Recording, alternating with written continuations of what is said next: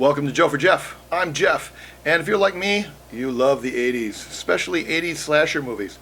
Now, a lot of the movie reviews I do are usually new stuff that I've just seen, but today I wanted to go back to the 80s, 1980, and review a slasher movie from way back when. Now, it just so happens last week, I got a Blu-ray in the mail. It is Don't Go in the Woods Alone. And I thought we'd take a look at this today and talk about all its cheesy goodness. So the plot of the movie is pretty standard. Four friends go camping at a national park and run afoul of a local mountain man who kills everybody he runs into. And I mean everybody. I've seen those movies before where they claim to be slasher movies, but they have a very low body count. This one has it a little too high.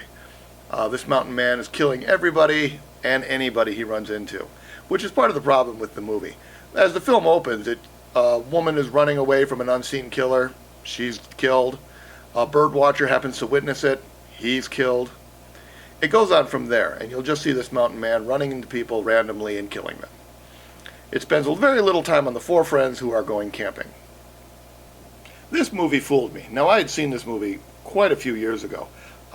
It was one of those under-the-radar slasher movies. Maybe you saw it in the video store, maybe not. It didn't get a lot of attention. And aside from a VCR release and then a very low-key DVD release, you never really heard about it. Maybe a friend of a friend told you or something like that. Well, I tracked a copy down years ago, and I watched it, and I remember having a good time. Maybe I had bad taste back then, but I saw the Blu-ray on my Amazon wish list, spent $15, popped it in the player, and oh my God, was that terrible. Anything I remember about this movie was a horrible, horrible illusion. Now, the quality itself is great. Looks beautiful, sounds beautiful, it's letterboxed. It looks really good. However, the quality of the movie aside, it's just a terrible movie. Inane dialogue, over-the-top kills that have nothing to advance the plot. I mean, literally, this killer just basically runs into people to kill them. There's one specifically. There's a guy climbing a hill in a wheelchair. And he's doing it all day, and at night he finally gets up to the top of the mountain, looks at what he's accomplished, and gets his head cut off.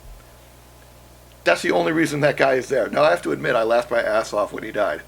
But there are also other people who just show up for a couple minutes. What was that in the woods? I don't know. I'll go investigate. Dead. There's also this one art painter. She's with her 2-year-old son. She dies, and you think he killed the kid, but actually he's taking the kid with him. Now, the mountain man was left behind as a child and has grown up and now kills everybody he runs into, blah, blah, blah. I'm going to spoil the ending, so don't be mad at me. But at the end of the movie, when he dies, they don't even know that he has the kid, so the kid is being raised by wolves, apparently. It's quite laughable at the end. Now, it's laughable, I say that, but this movie takes itself way too seriously. This is not a campy movie. This is a full-on, they're trying to make a horror movie. Now, this movie does have some good signs. There is a creepy scene where 3 of the friends are swimming, and then there's a 4th one on the shore. And he's under a rock just watching nature and stuff. And another person comes by them, and he gets caught in one of the traps. Because as he looks up, on top of the rock is standing the killer. And that's a great shot. I really like that one. It was really creepy because the guy under the rock has no idea somebody's on top of him. And I wish they would have done more of that. Unfortunately, what they end up doing is bloody, over-the-top kills, useless dialogue. Now, the acting is actually pretty good. I'm not going to lie. And the special effects are really good, too. But in the end, this just kind of falls flat. Now, should you buy the Blu-ray? Yes. It's only $15. It comes with the DVD and the Blu-ray, and this is from Vinegar Syndrome.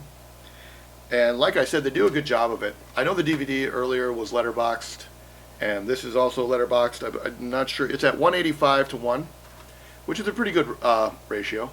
And it was a lot of fun back when I saw it the first time. I don't think it handles repeat viewings very well. But if you like cheesy horror goodness and a movie that doesn't mean to be bad, but is, you'll like this movie. So I'd recommend you get it. And plus it was like $15 shipped. So it's not an expensive movie.